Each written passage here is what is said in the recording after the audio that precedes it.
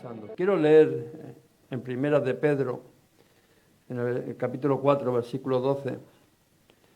Amados, no os sorprendáis del fuego de la prueba que os ha sobrevenido, como si alguna cosa extraña os aconteciese, sino gozaros por cuanto sois participantes de los padecimientos de Cristo, para que también en la revelación de su gloria os gocéis con gran alegría.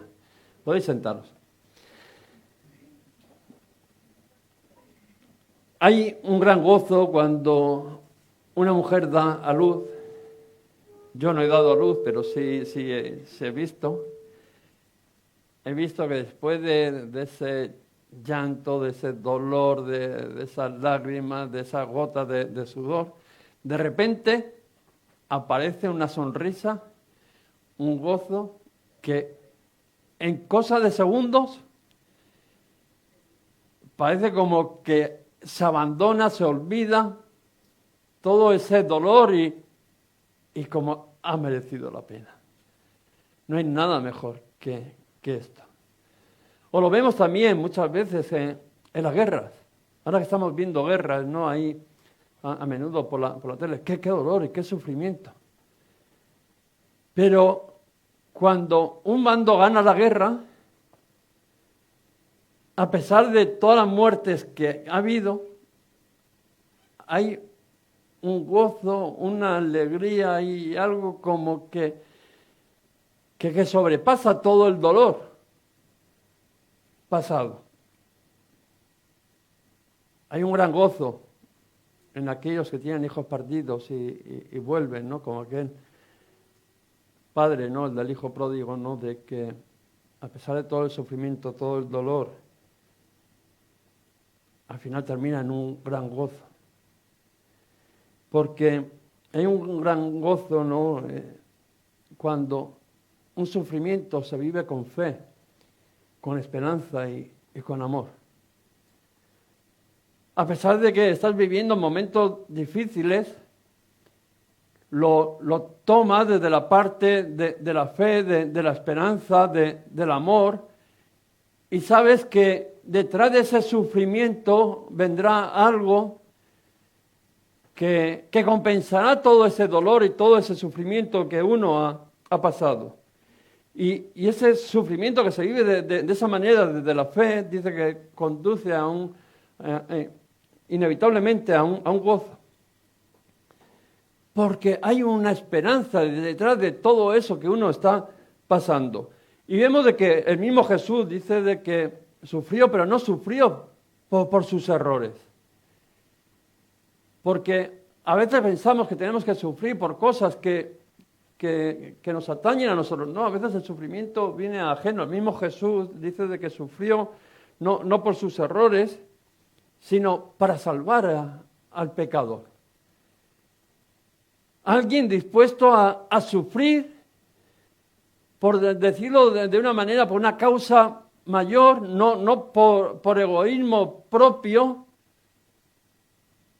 sino por salvar a aquellos que estaban perdidos. Cuando vamos a Isaías, lo relata de una manera, dice, mas él fue herido por nuestras rebeliones, molido por nuestros pecados, dice, el castigo de nuestra paz cayó sobre él. Vemos de que todo ese sufrimiento, toda esa paga del pecado, dice de que cayó sobre él. Para que tú y yo podamos ser salvados. Y nosotros hoy nos podemos gozar ciertamente de aquel dolor, de aquel sufrimiento que tuvo Jesús en aquella cruz. Y no estoy hablando de gozarnos porque sufrió, ¿eh? O sea, no te estoy diciendo que te alegres porque estás sufriendo, no te estoy diciendo eso. O sea, sino lo que te quiero decir es de que gracias a aquel sufrimiento que estuvo capaz de darlo, de aceptarlo, tú y yo ahora somos salvos. Al final alguien que estuvo dispuesto a hacer por nosotros más de lo que tú y yo estaríamos dispuestos a hacerlo por nosotros mismos. Alguien que mostró su amor de una manera, dice de que de tal manera amó Dios al mundo, que dio a su Hijo unigénito para que todos aquellos que creen en Él no se pierdan, mas tenga vida eterna. Es algo que a veces no podemos entender. Después de tanto sufrimiento, que al final haya una recompensa que compense todo. Y vemos de que hasta Él mismo también se llega a gozar en ese sufrimiento.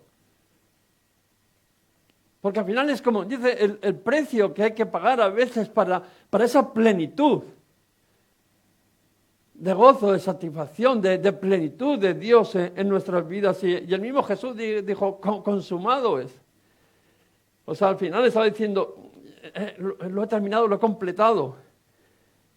Ya estoy satisfecho, o sea, yo he cumplido con mi parte para que esto sea una realidad.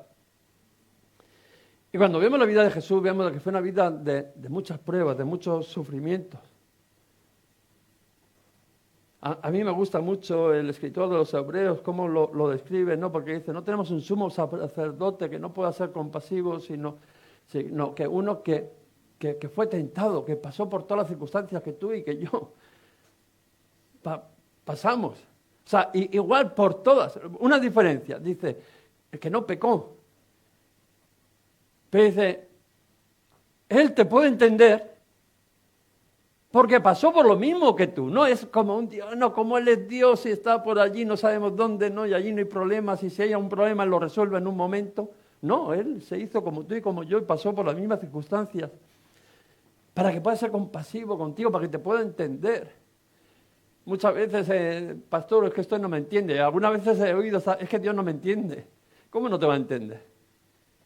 Alma cándida. ¿Cómo no te va a entender si dice que pasó por lo mismo? No por lo mismo, pasó por muchísimo más que tú. En otra parte dice, vosotros no habéis resistido al pecado hasta la sangre. Él sí. Él te entiende. Y vemos que fue una vida de prueba, de sufrimiento. Hasta de traición de los suyos.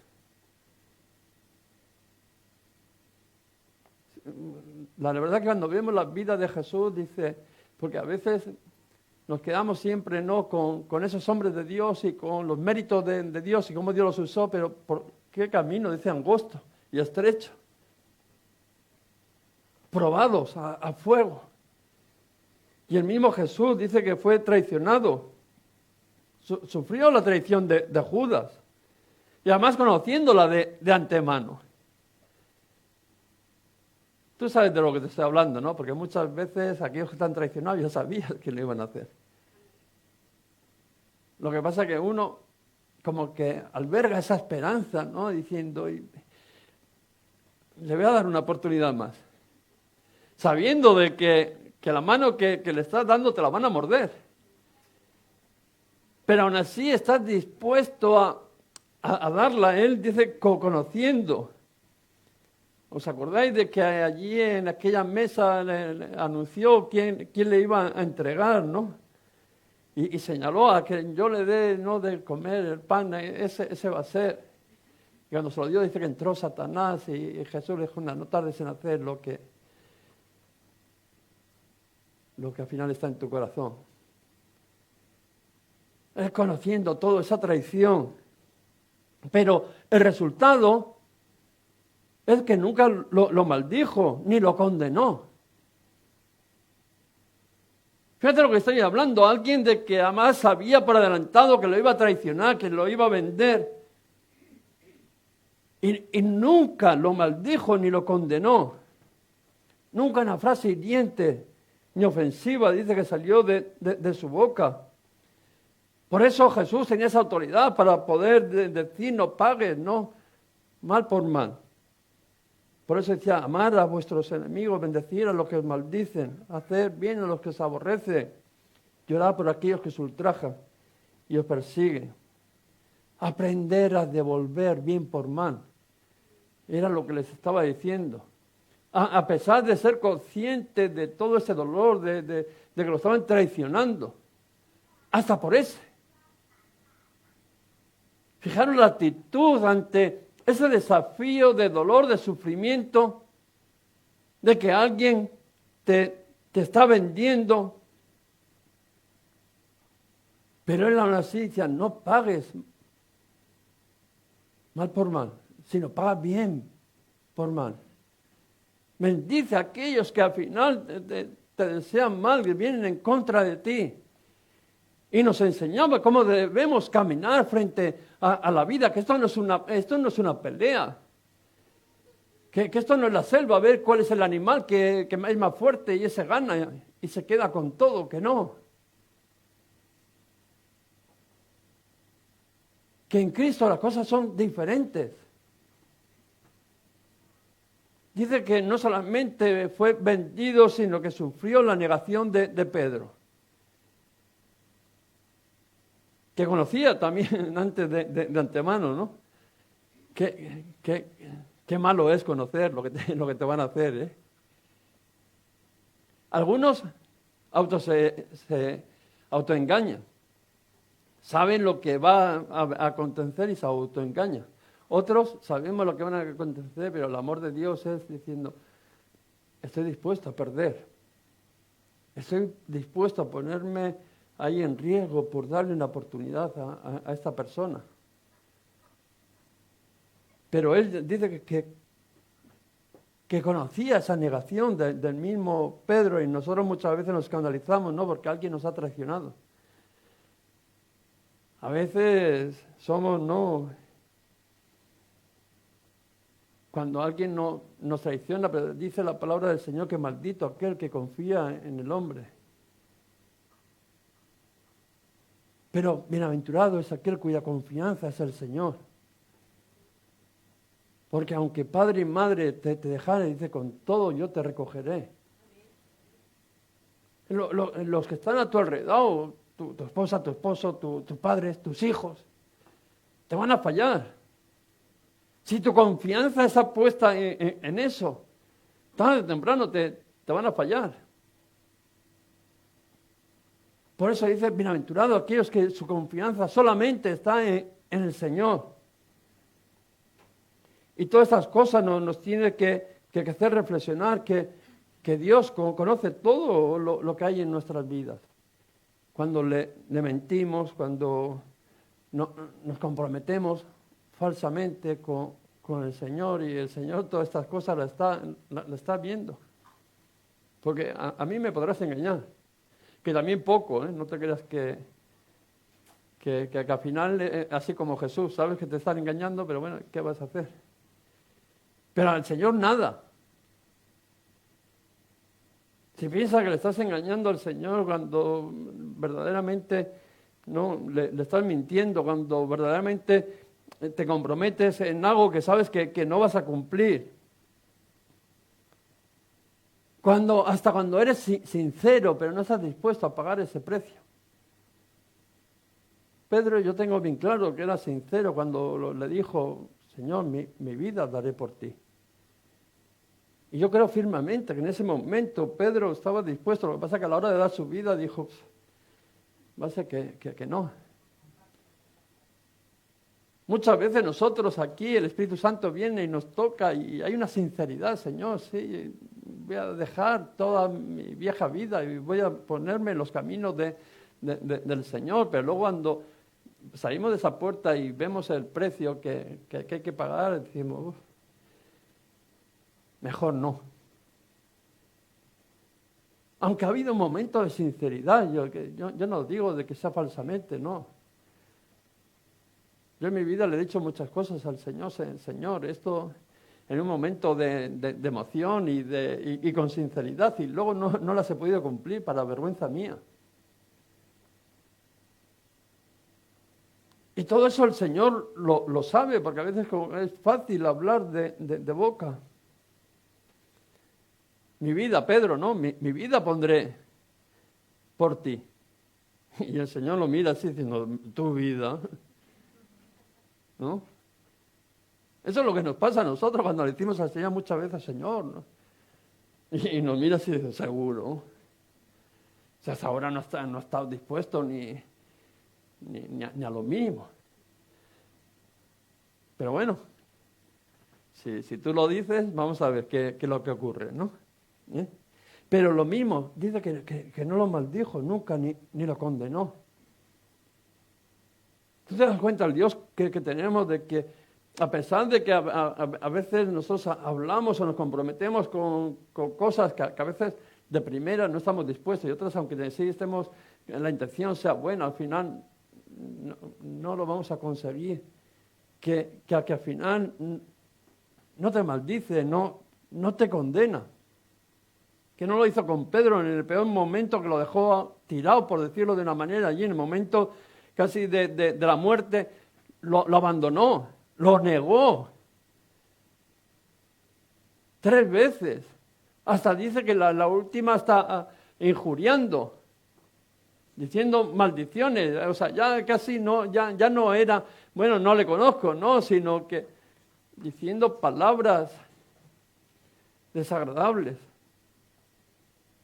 Y aún así el Señor dice que no hubo nunca un reproche, sino que oró por él para que su fe no faltase. Fijaros qué manera de enfrentar la vida, las situaciones, que son las mismas situaciones que vives tú y que yo. Al final gente que nos vende, gente que al final se compromete y nos niega. Y en el momento de que nos ponemos delante del Señor, lo que coge y nos dice, es más que decirnos, mira, esto es la consecuencia de tus acciones, dice que en ningún momento sale maldición y condenación de su boca, sino que dice, voy a orar para que tu fe sea fortalecida. Porque como dice, Satanás os ha pedido para zarandearos, pero yo he rogado que vuestra fe se mantenga, esté firme, que no falte. Y luego tú, una vez vuelto, dice, confirmarás a tus hermanos. Fijaros cómo se vive todas esas cosas desde la fe. Que siempre hay esperanza. Dice, a pesar de que tú me has fallado, a pesar de que bueno, que humanamente casi, no sé, ya es hasta aquí hemos llegado. Dice, yo voy a seguir orando por ti, para que seas fortalecido, para que salgas libre de la prueba. Y una vez que salgas libre, para que entiendas desde qué punto lo mira Jesús, y lo mira en tu vida y en mi vida. A pesar de lo mucho que le hayas podido fallar, Él sigue fiel, Él sigue orando por ti, Él te sigue amando, y con la visión, con la esperanza de que tu vida va a ser restaurada, va a ser levantada, y no solamente eso, sino que va a ser usada luego para otros.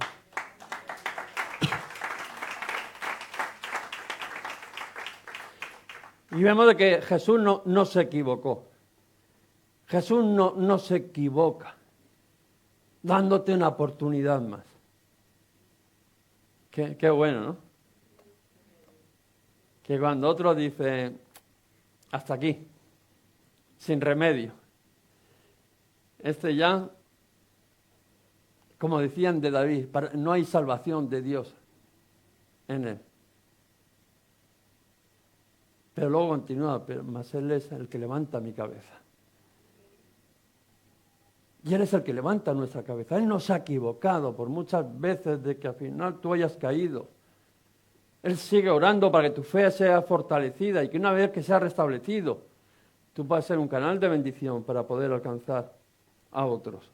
Aunque Pedro le negó 3 veces, Jesús vemos que no se equivocó. Al revés, dice que Jesús lo perdonó y fue a su encuentro.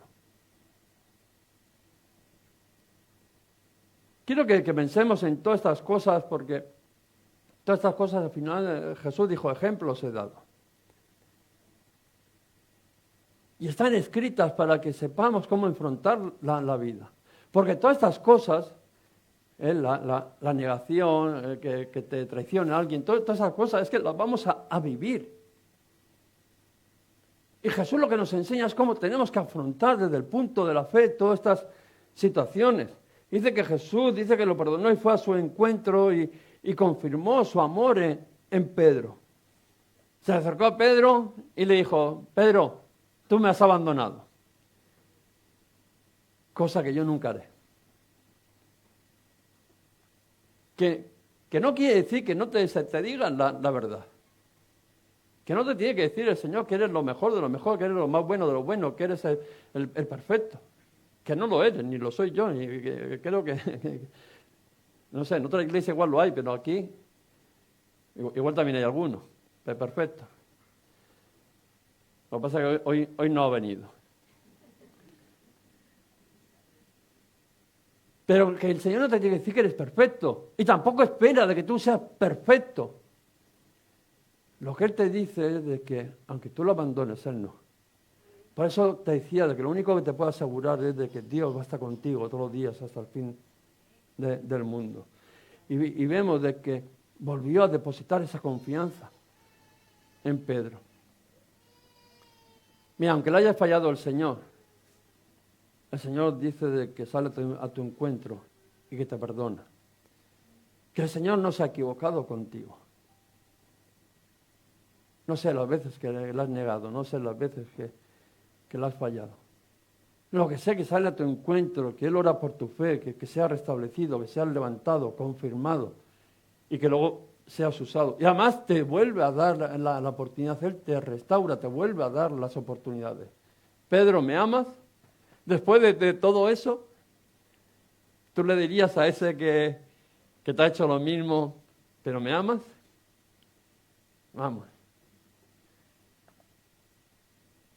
Y Pedro, en esa emoción que todos tenemos, claro, Señor, ¿cómo no te voy a amar? Y se lo volvió a decir, y se lo volvió a decir, y la respuesta final de todos la sabemos, no sé. Si tú me amas, apacienta mis corderos. Si me amas, pastorea mis ovejas. Y si me amas, apacienta mis ovejas. Le volvió a confiar lo mayor que tenía en las manos de aquel que le había fallado. Tú eres un candidato y yo. Somos candidatos porque por lo menos la parte de Pedro hemos cumplido, que le hemos fallado al Señor.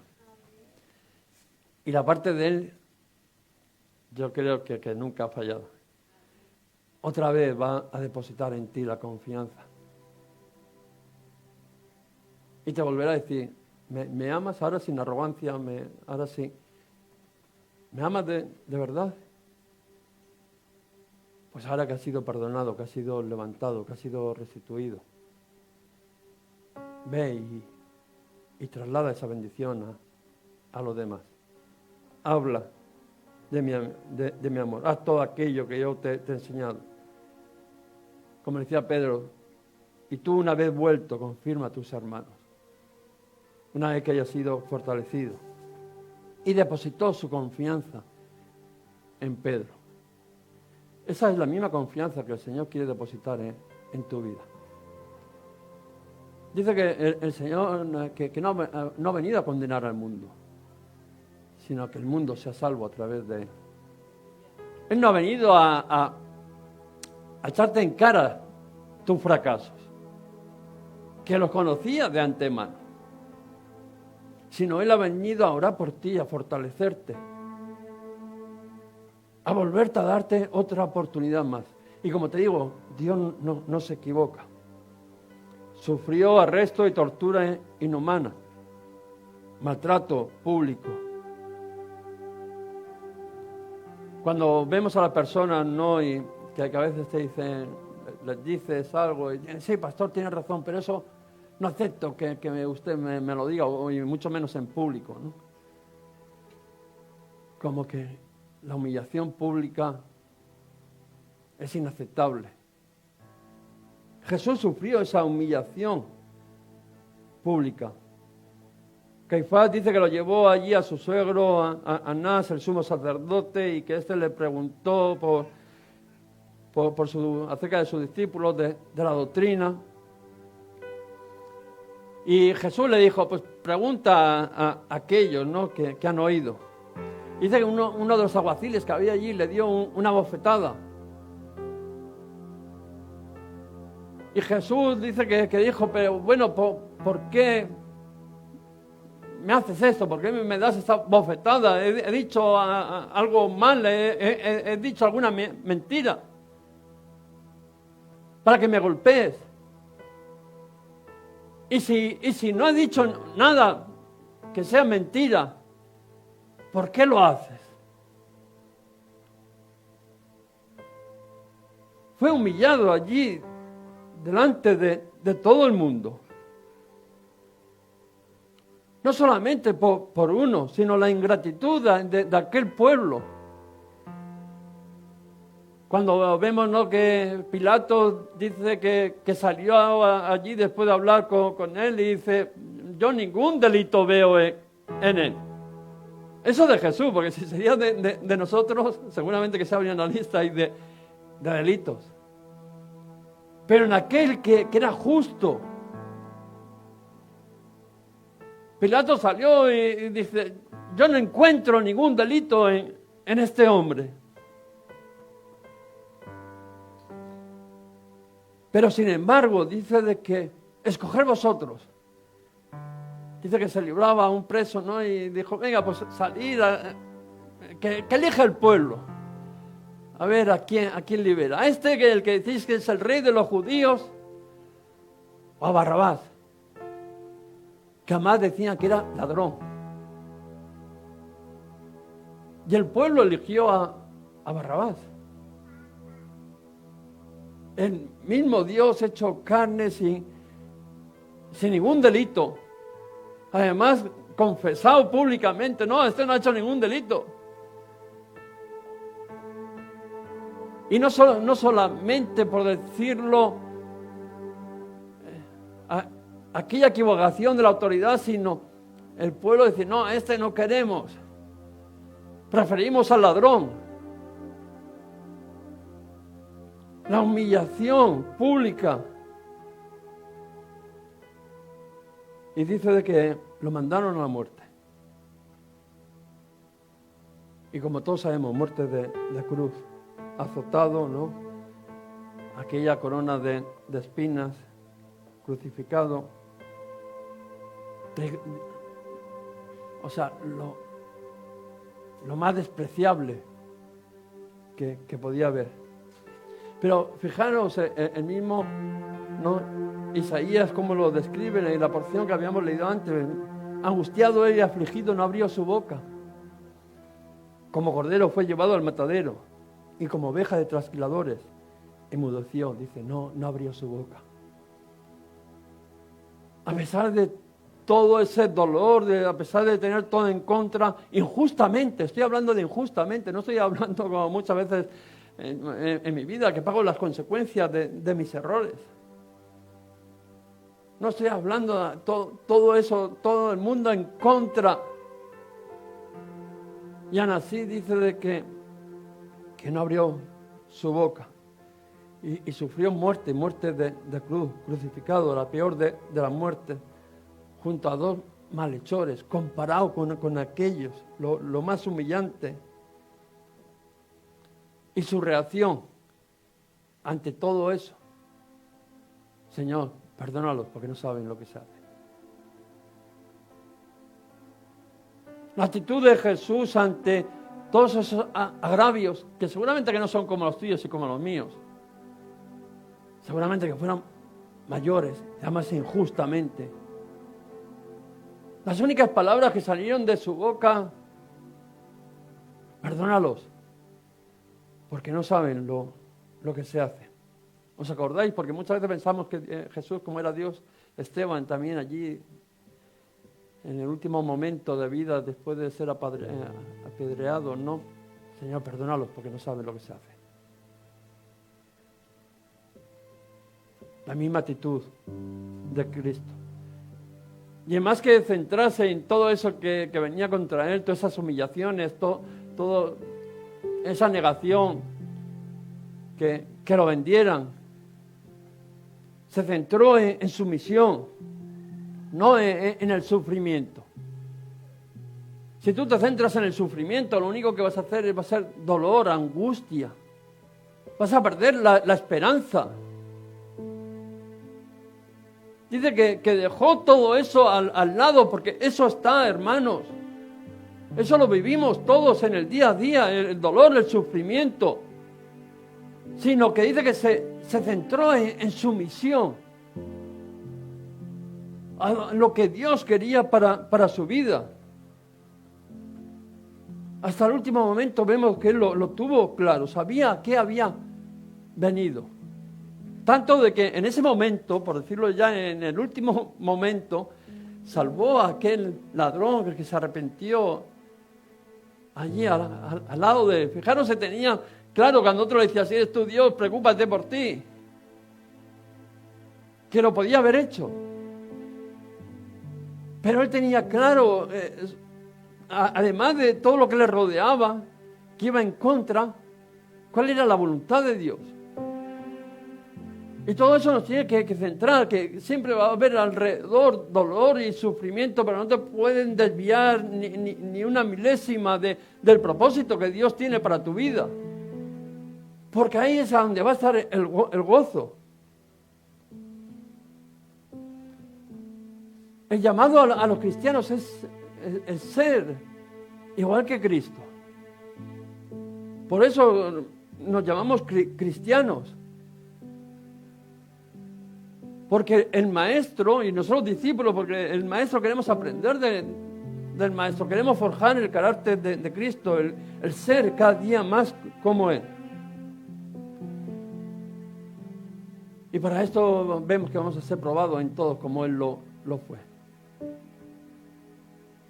Vamos a ser perfeccionados en todo, ser como Cristo en todo, para que pueda haber esa perfección en nuestra vida. La victoria verdadera, podríamos decir que es atravesar las pruebas con la actitud que Cristo las pasó. Esa es la victoria verdadera del cristiano. Nunca será una ausencia de pruebas. Si al final lo que estás buscando es que, no sé, vivir en un mundo de, bueno, como era el paraíso, el huerto del Edén, antes de que entraría el pecado. No sé, cuando estemos delante de su presencia, será así mucho mejor. Pero este tiempo que nos ha tocado vivir aquí en la tierra no es una realidad. Si alguien te dice que no vas a tener pruebas, te está mintiendo. Si alguien te va a decir que no vas a ser vendido, que te van a traicionar, te está mintiendo. Si alguien todas esas cosas que pasó Jesús, que no van a ocurrir en tu vida, te están engañando. O si te crees que por ser un buen cristiano, al final no vas a tener pruebas, vas a estar equivocado. Y cuando vengan las pruebas, ¿qué vas a hacer? Decir que no era lo que te habían dicho. Ponerte a llorar y tirarte por el suelo sin ninguna esperanza. El Señor lo que quiere es que estemos preparados, que todas aquellas cosas las enfrentemos como Él al final las enfrentó. Que podemos ser traicionados y tratar bien, podemos ser negados y amar como lo hizo el Señor. Podemos ser azotados y perdonar. Y podemos ser crucificados y salvar como lo hizo Él. Por eso Pedro escribía ese versículo que hemos empezado a leer. Sino gozaros por cuanto sois participantes de los padecimientos de Cristo. Cuando estés pasando algo injustamente, cuando no entiendas el por qué, siéntete parte de aquellos padecimientos que pasó Cristo injustamente. Algunos serán injustos, otros nos los habremos ganado. Pero aún así da lo mismo. Cuando no entiendas, cuando venga ese dolor, cuando venga ese sufrimiento, cuando te sientas solo, cuando, como decía, no todo el pueblo, o sea, no uno, no las autoridades, no aquellos religiosos, no los políticos, no, o sea, todo el pueblo diga, no lo queremos a este, que lo maten. Queremos a Barrabás, al ladrón.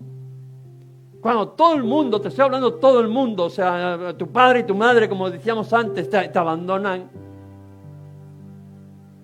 que puedas entender que Dios sigue contigo. Que puedas entender que puedes ser parte de aquellos sufrimientos que pasó Cristo. Que eres participante de aquellos sufrimientos que pasó Cristo. Pero no por sufrir, que es lo que yo quiero que entiendas, que no te estoy diciendo que te goces en el dolor y en el sufrimiento, no te estoy diciendo esto, que no se trata de que seamos masocas, que a mí no me gusta el sufrimiento, ni a nadie le gusta el sufrimiento. Lo que estoy diciendo es que como viene, que lo tomes de parte de Dios y decir de esto, que viene injustamente, pero que no me puedo deshacer de Él porque está ahí. Dice, pues igual que Cristo sufrió injustamente y lo aceptó, yo lo acepto de la misma manera. ¿Para qué? Para que también en la revelación de su gloria gocéis con gran alegría. Para que después, como decíamos al principio, de ese dolor y el llanto del niño sale y ya todo se ha olvidado. Para que vas a entender que todo ese sufrimiento que a veces estamos pasando, pasajero. Lo que tú estás viviendo, lo que yo estoy viviendo, al final es pasajero. Comparado con la promesa, con lo que el Señor tiene para nuestras vidas. Y lo que viene después de ese sufrimiento, fíjate que lo describe la revelación de su gloria. O sea, no te lo está detallando como, bueno, una bendición más. Te lo está detallando como el máximo, la expresión máxima de gozo, de satisfacción, de completo, satisfecho, que el ser humano pueda estar. Y todo eso después de ese sufrimiento. Por eso decía que el gozo viene después del sufrimiento. Que todo esto que estás pasando ahora, ese momento que a veces ni lo entiendes y por qué, y seguramente que es que no lo entiendes tú y no lo entiendo yo y no lo entiende nadie. No lo entendía tampoco Jesús. Pero que está ahí. Al final aprendamos a aceptarlo y diciendo, y cuando viene ese sufrimiento, es porque algo grande está por detrás. Algo grande viene a tu vida. Y esta mañana quiero orar para que el Espíritu Santo sea quien nos hable.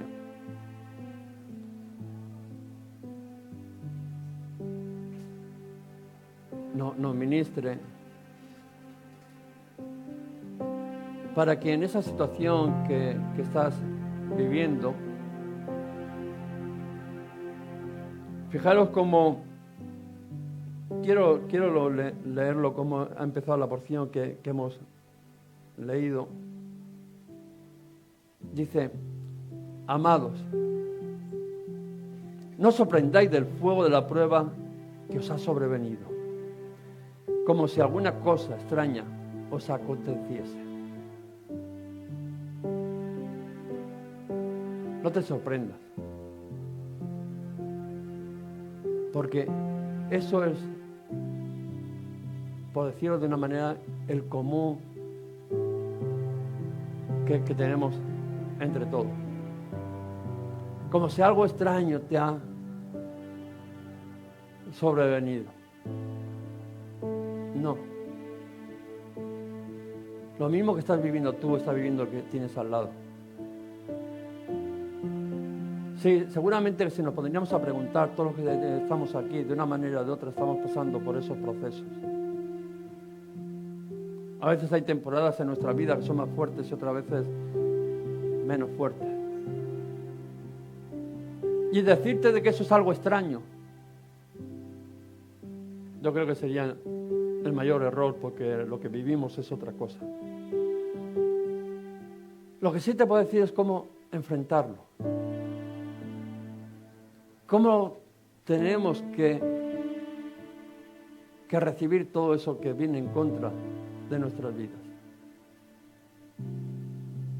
Para poder entender que detrás de ese sufrimiento viene una revelación de su gloria como nunca la ha habido anteriormente. Que la tienes que tomar con fe y con esperanza, que no es el final, que no te vas a ahogar, que hay una salida y que esa salida al final va a terminar en una victoria. Aquella muerte en la cruz, por mucho que se estaría riendo el diablo pensando ya lo he alcanzado, ya he terminado con él. Aquel dolor, aquel sufrimiento, lo único que hizo fue empezar algo nuevo, de mucha bendición que te ha alcanzado a ti, que me ha alcanzado a mí, que es el poder tener una vida eterna, el poder quitar la condenación de nuestras vidas. Háganos llegar tus peticiones de oración al teléfono que hay a continuación. Toda la iglesia nos comprometemos a orar para que el Espíritu Santo te ministre en esas necesidades que estás viviendo. También nos puedes seguir ahí por las redes sociales, Iglesias Restaurados para Restaurar. Los domingos a las 11 de la mañana estaremos con nuestro culto. Que Dios te bendiga.